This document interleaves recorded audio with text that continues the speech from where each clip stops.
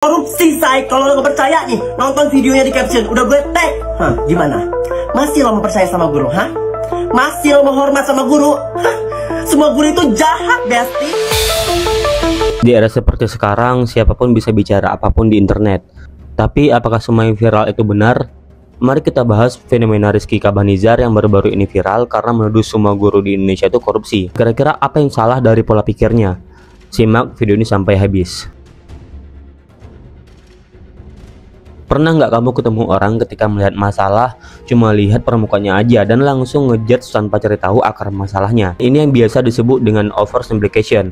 Nah, oversimplification ini adalah kebiasaan menyederhanakan sesuatu yang sebenarnya kompleks. Jadi terlalu simpel sampai akhirnya malah bikin kesimpulan yang keliru. Ini sering terjadi karena otak kita suka cari jalan pintas untuk mengerti sesuatu, tapi ujung-ujungnya malah jadi misleading. Dan inilah yang terjadi pada pernyataan Rizky Kabanizar. Dia ambil satu potongan realita, terus dia bikin kesimpulan yang sangat dangkal.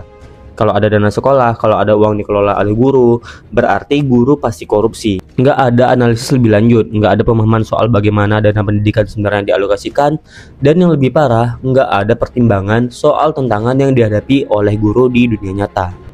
Sistem pendidikan di Indonesia itu kompleks. Sekolah negeri dan swasta punya sumber pendanaan yang berbeda. Ada dana BOS, ada sumbangan dana orang tua, ada juga biaya lain yang harus dikelola untuk operasional sekolah. Masalahnya, banyak sekolah justru kekurangan dana, bukan kelebihan. Faktanya, gaji guru di Indonesia masih jauh dari kata layak, terutama untuk guru honorer. Bayangin, ada guru yang harus kerja bertahun-tahun dengan gaji di bawah UMR. Bahkan ada yang cuma dapat ratusan ribu per bulan. Banyak dari mereka yang harus ngeluarin uang pribadi buat beli alat tulis, fotokopi materi buat murid, bahkan ada yang sampai patungan buat memperbaiki kelas. Tapi apa yang dilihat Rizky? Dia cuma fokus ke 1-2 kasus di mana ada sekolah yang mungkin kelola dananya nggak transparan. Terus dia generalisasi seolah itu berlaku buat semua guru. Padahal kasus penyalahgunaan dana di sekolah itu lebih sering terjadi di tingkat birokrasi atas, bukan di level guru yang sehari-hari cuma fokus buat ngajar. Dan kalaupun ada oknum yang nyalahin dana sekolah, solusinya bukan dengan nyalahin semua guru. Bayangin kamu nemu satu dokter yang buka praktik abal-abal, terus kamu tuduh semua dokter nggak becus. Cara pikir kayak gini bukan cuma ngawur, tapi juga ngerusak kredibilitas profesi yang sebenarnya punya banyak orang baik di dalamnya. Perlu kita ketahui bahwa penyederhanaan berlebihan kayak gini bisa bahaya banget. Karena begitu orang percaya, mereka bakal mulai kehilangan kepercayaan sama institusi pendidikan. Orang tua jadi curiga sama sekolah anaknya, murid jadi kehilangan respect kepada gurunya, dan ujung-ujungnya sistem pendidikan kita makin rusak. Bukan karena gurunya korup, tapi karena kepercayaan ke guru itu sendiri sudah dihancurin sama opini yang nggak berdasar. Nah, kamu pasti sering nemu orang yang baru lihat satu kasus terus langsung bikin kesimpulan bahwa itu berlaku buat semua hal. Misalnya kalau ada satu orang korup di satu instansi, kamu menganggap semua orang di instansi tersebut adalah koruptor.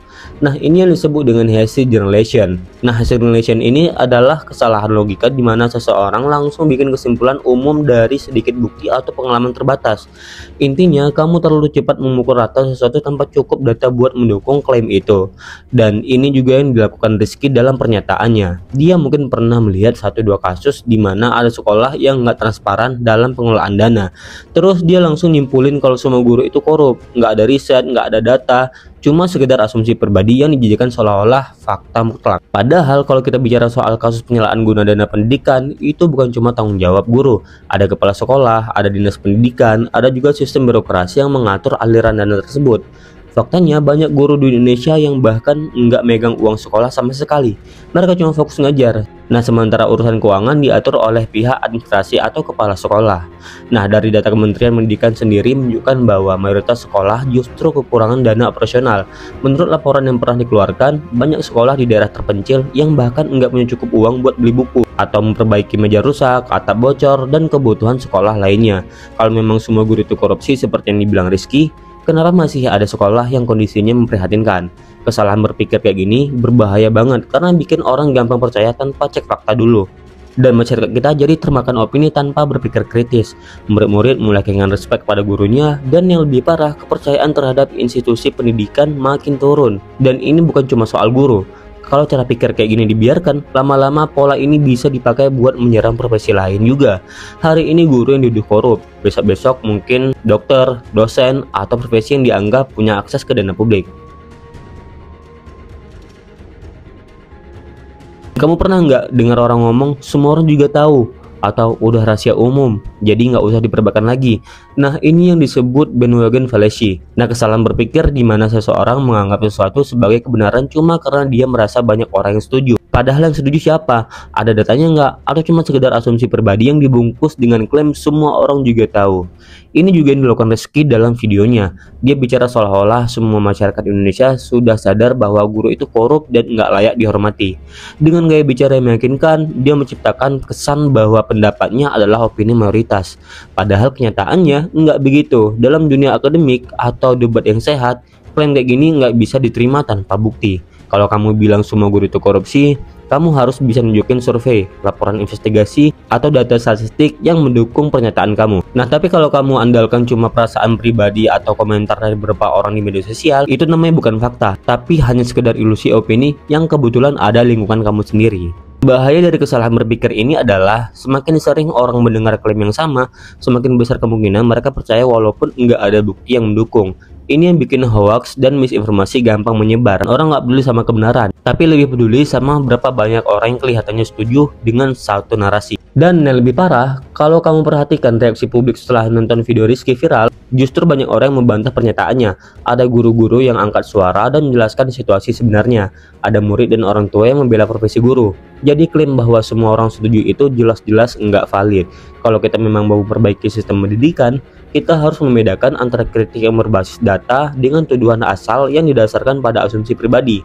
Kritik yang benar itu didukung dengan bukti, pakai data dan menawarkan solusi, bukan sekedar melempar tuduhan dan berharap orang lain ikut percaya. Pernah nggak kamu dengar orang yang bilang kalau kemiskinan di Indonesia itu terjadi karena rakyatnya malas? Atau ada yang bilang kalau banjir di Jakarta cuma gara-gara buang sampah sembarangan. Padahal kalau kamu lihat, masalah itu jauh lebih kompleks. Ada faktor ekonomi, ada kebijakan pemerintah, infrastruktur, dan banyak aspek lain yang saling terkait. Nah, ini yang disebut dengan reductionism atau reduksi kompleksitas. Kesalahan berpikir di mana seseorang menyederhanakan masalah besar seolah-olah ada satu penyebab tunggal yang bisa menjelaskan semuanya. Ini yang dilakukan Rizky ketika dia seakan-akan menyimpulkan bahwa pendidikan itu nggak maju-maju karena dananya dikorupsi oleh semua guru. Kalau kita lihat realitasnya, masalah dalam dunia pendidikan jauh lebih luas daripada sekedar isu korupsi. Ada banyak faktor yang bikin sistem pendidikan kita tertinggal dibandingkan negara lain. Pertama, minimnya anggaran pendidikan di sekolah-sekolah tertentu. Banyak sekolah di Indonesia, terutama di daerah terpencil, masih kekurangan dana buat operasional dasar. Bukan karena gurunya korup, tapi karena memang dana pemerintah terbatas dan sistem distribusinya kadang nggak efektif. Yang kedua, kurikulum yang terlalu sering berubah-ubah tanpa kesiapan yang matang. Nah, ini dia, tidak jarang guru dipaksa buat ngikutin kurikulum baru tanpa pelatihan yang cukup. Akibatnya, sistem pendidikan kita jadi nggak stabil dan guru-guru kesulitan buat menyesuaikan metode pengajaran mereka. Ketiga, gaji guru yang masih rendah, terutama di sekolah-sekolah swasta kecil dan daerah terpencil. Banyak guru honorer yang gajinya bahkan lebih kecil dari UMR. Mereka tetap mengajar bukan karena uang, tapi karena dedikasi. Kalau mereka benar-benar korup seperti yang dibilang Rizky, harusnya mereka hidup mewah. Tapi faktanya banyak guru yang harus kerja sampingan demi mencukupi kebutuhan hidup.